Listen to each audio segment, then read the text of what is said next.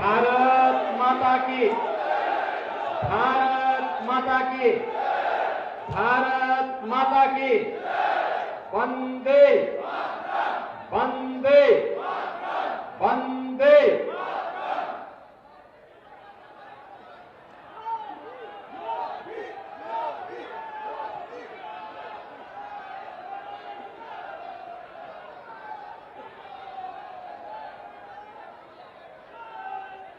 दो 2024 के लोकसभा चुनाव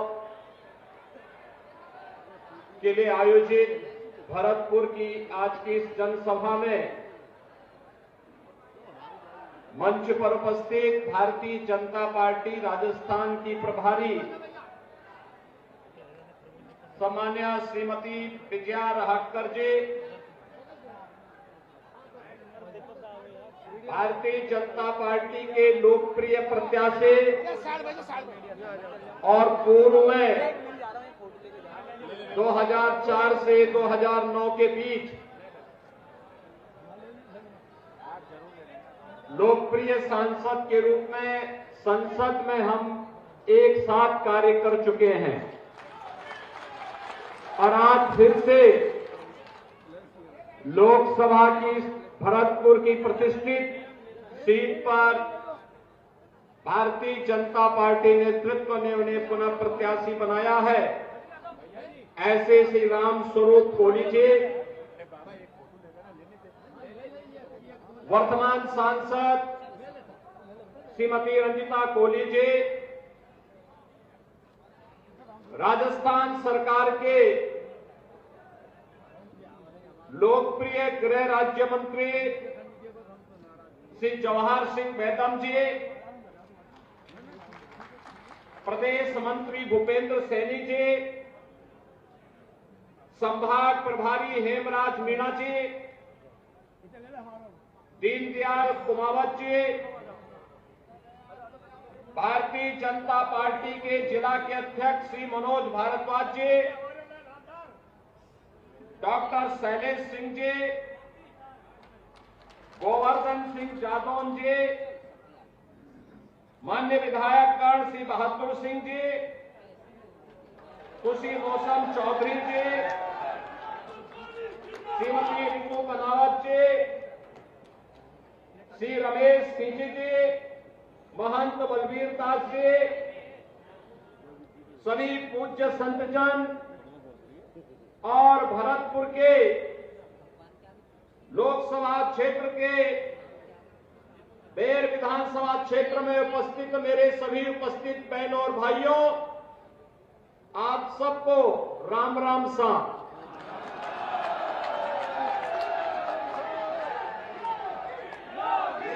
देवनारायण भगवान की इस पावन धरा को नमन करते हुए मुगलों के छक्के छुड़ाने वाले महाराज सूरजमल की स्मृतियों को भी मैं नमन करता हूं और आपका अभिनंदन करता हूं।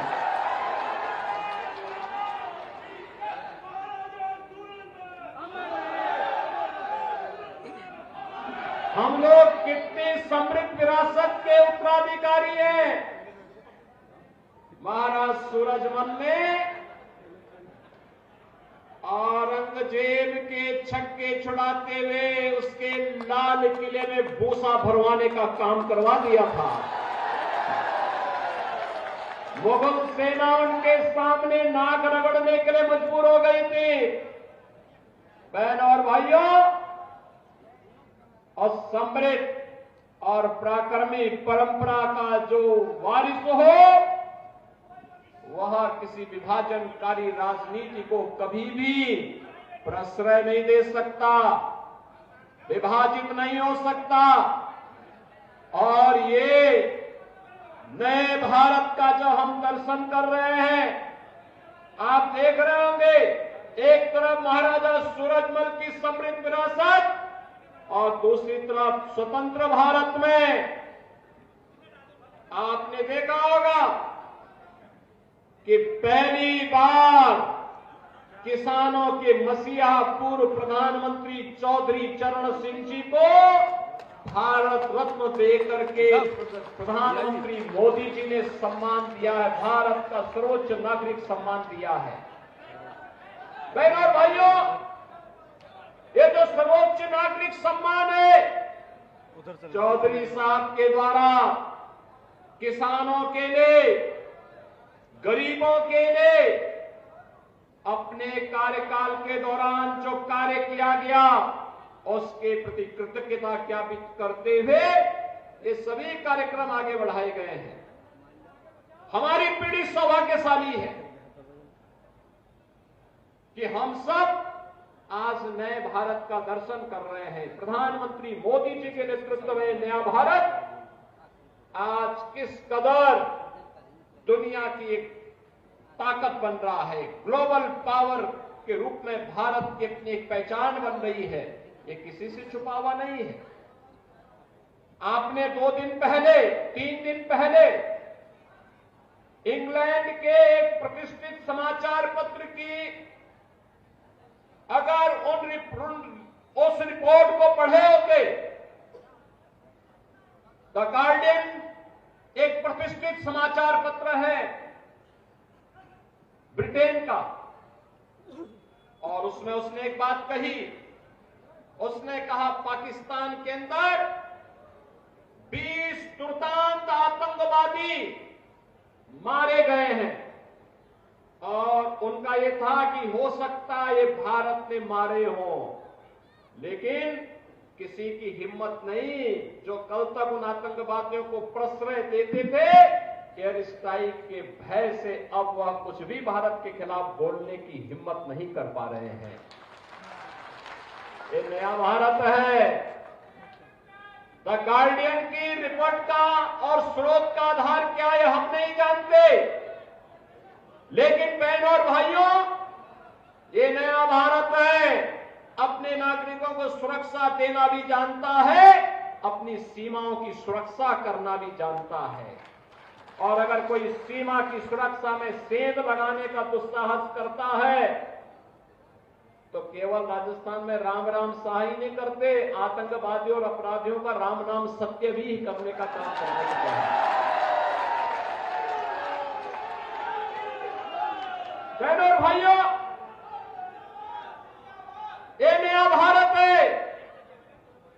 मोदी जी के नेतृत्व में दुनिया के अंदर भारत का सम्मान बढ़ा है। आज भारत का नागरिक कोई भी जाता है, दुनिया के अंदर उसका सम्मान होता है।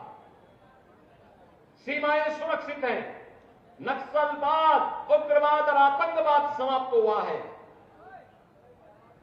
1952 में कांग्रेस ने एक दंश दिया था देश को कश्मीर में धारा 370 के रूप में। यह आतंकवाद की जड़ थी। प्रधानमंत्री मोदी जी ने, गृह मंत्री अमित शाह जी ने आतंकवाद के इस दंश को सदैव के लिए उखाड़ करके समाप्त कर दिया। कश्मीर में धारा 370 समाप्त, पत्थरबाजी समाप्त। अब भारत की सीमाओं के अंदर कोई आतंकवाद को प्रश्रय नहीं दे पाएगा, नक्सलवाद को प्रश्रय नहीं दे पाएगा। नहीं तो कांग्रेस के लोग बेदम रहते थे, कुछ भी नहीं कर पाते थे, घुटने टेकते थे।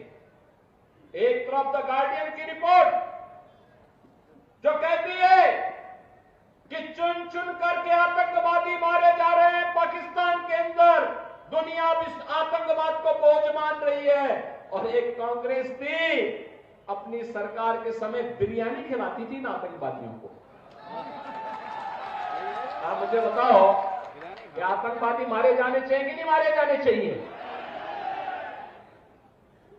इस समाज के बोझ हैं, सबकी सुरक्षा के लिए खतरा है। और कांग्रेस गरीबों को भूखों मारती थी और आतंकवादियों को बिरयानी खिलाती थी। ये इनके हाथ थे। और मोदी जी तो 80 करोड़ गरीबों को फ्री में राशन दे रहे हैं, पिछले 4 साल से दे रहे हैं और अगले 5 साल तक लगातार देंगे। बहनों और भाइयों, आज जो एक कार्य हो रहा है, चाहे वह सुरक्षा का हो, और चाहे वह बड़े बड़े विकास के कार्य, highway, railway, metro, IIT, IIM, AIIMS, जहां हर घर नल की योजना, हर खेत को पानी के लिए प्रधानमंत्री कृषि सिंचाई की योजना।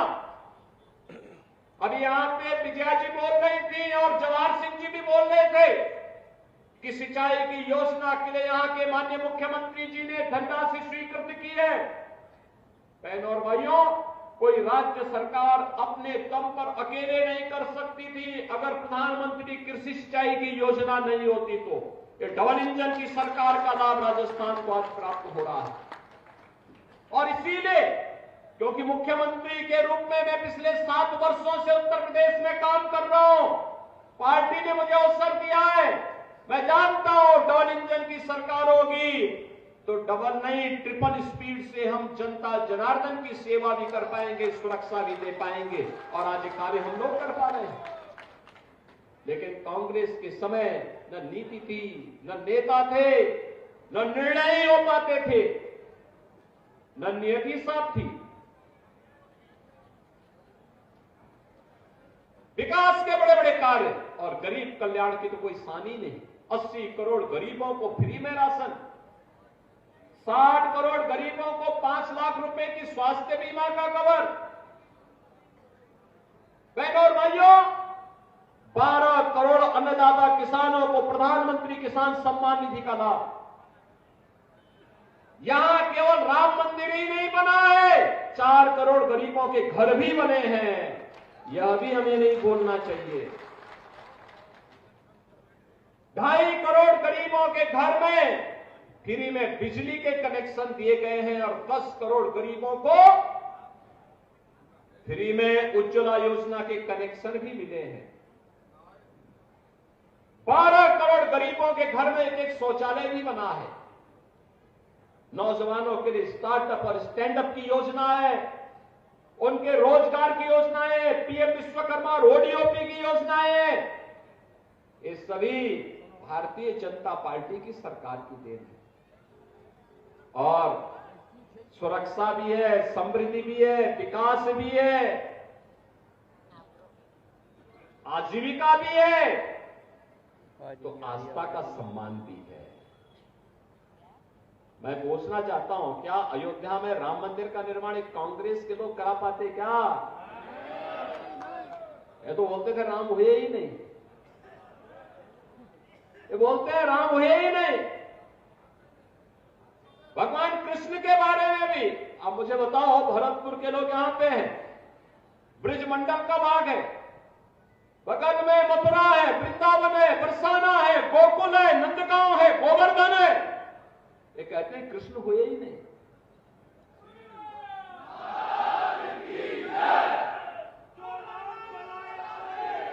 इतना बड़ा अपमान है कांग्रेस के लोग हमारे इतिहास और हमारी विरासत पर ही प्रश्न खड़ा करने का प्रयास करते हैं। लेकिन भाइयों बहनों और भाइयों, आज आप देखते होंगे अब यूपी में कर्फ्यू नहीं लगता,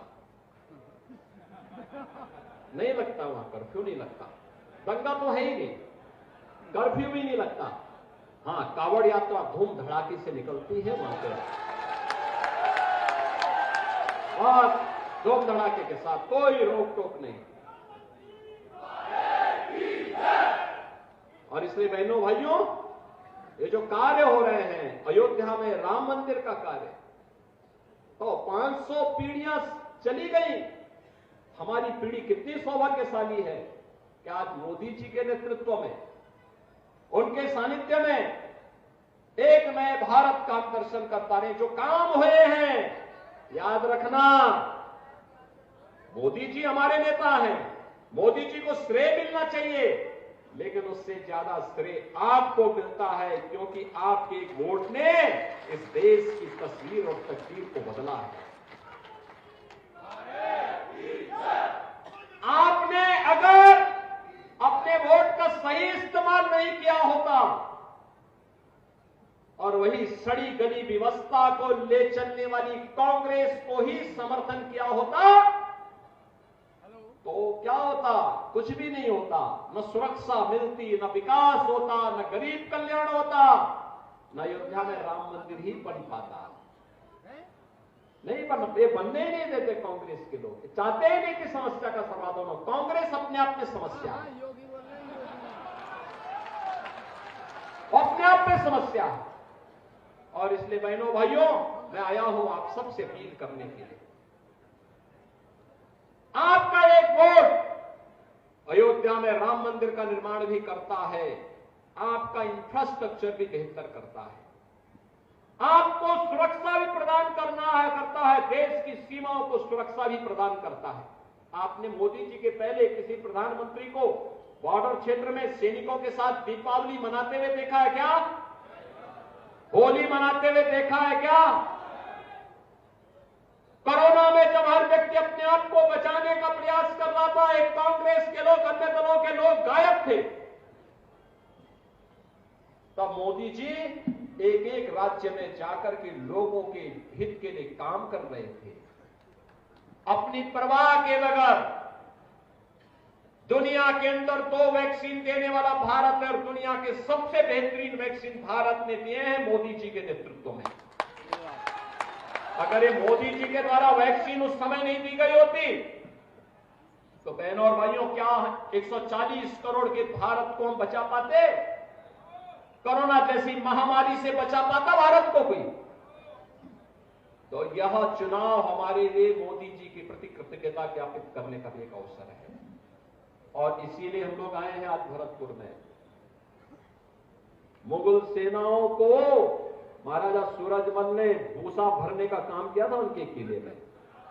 कहा था तुम यही खाओ। अब भारत को रौंदने का सपना देख रहे थे वे लोग, उनकी औकात महाराजा सूरजमल ने खाई थी। और ये चुनाव है, देश के साथ गद्दारी करने वाले, देश की सुरक्षा के हितों के साथ खिलवाड़ करने वाले, गरीबों के हितों में डकैती डालने वाले, भारत की आस्था के साथ खिलवाड़ करने वाले इन कांग्रेसियों को भी अब उनका सही जगह दिखाने की आवश्यकता है।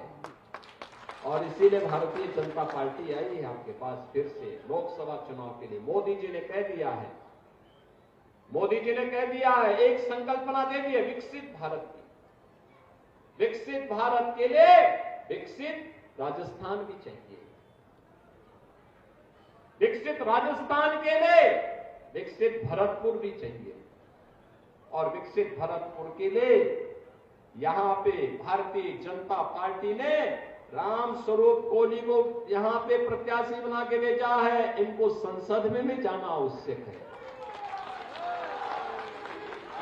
सहमत है ना? सभी लोग सहमत हैं? सभी लोग सहमत हैं?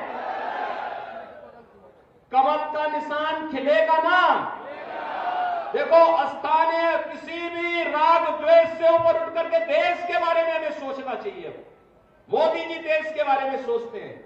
मोदी जी कहते हैं 140 करोड़ का भारत ही मेरा परिवार है और मैं 140 करोड़ लोगों के लिए काम करूंगा। किसी व्यक्ति, किसी जाति, किसी मत और मजहब के लिए नहीं, देश के लिए काम करूंगा। देश का हित होगा तो सबका हित हो जाएगा। और यह सोच जब मोदी जी की है तो हम भी देश के बारे में सोचें। और इसलिए किसी भी प्रकार के स्थान या किसी समस्या पर चर्चा के बगैर केवल ये कि मोदी जी के जैसा नेता भारत के पास है, मोदी जी जैसा नेतृत्व भारत के पास है, कोई इफ बट नहीं, केवल एक ही जो देश की आवाज है। और देश की आवाज क्या है कि फिर एक बार भरतपुर की आवाज इतनी जोर से आए कि दिल्ली तक चली जाए। फिर एक बार अब की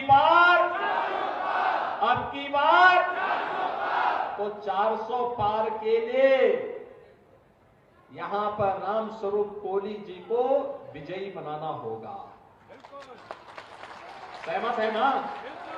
सभी लोग सहमत है ना? आपका आशीर्वाद विधानसभा चुनाव में मिला था, इसके लिए भी मैं आपका आभार व्यक्त करता हूं। आपने यहां पे भरतलाल जी को मुख्यमंत्री बनाने के लिए मोदी जी के आह्वान पर अपना समर्थन दिया था।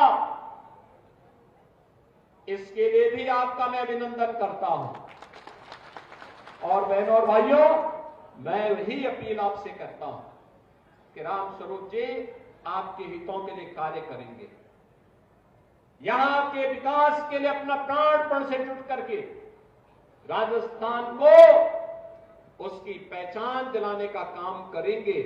और इसके लिए आवश्यक है कि जो 25 मनकों की माला राजस्थान की ओर से जाना है, भरतपुर का भी उसमें योगदान होना चाहिए। सहमत है ना? तो इसी अपील के साथ मैं आज के इस अवसर पर आप सबको अगले यानी एक दिन के बाद नवरात्रि शुरू होने जा रही है, वासंती नवरात्रि, और फिर 17 को रामनवमी है, भगवान राम का जन्मोत्सव अयोध्या में भव्य आयोजन होगा।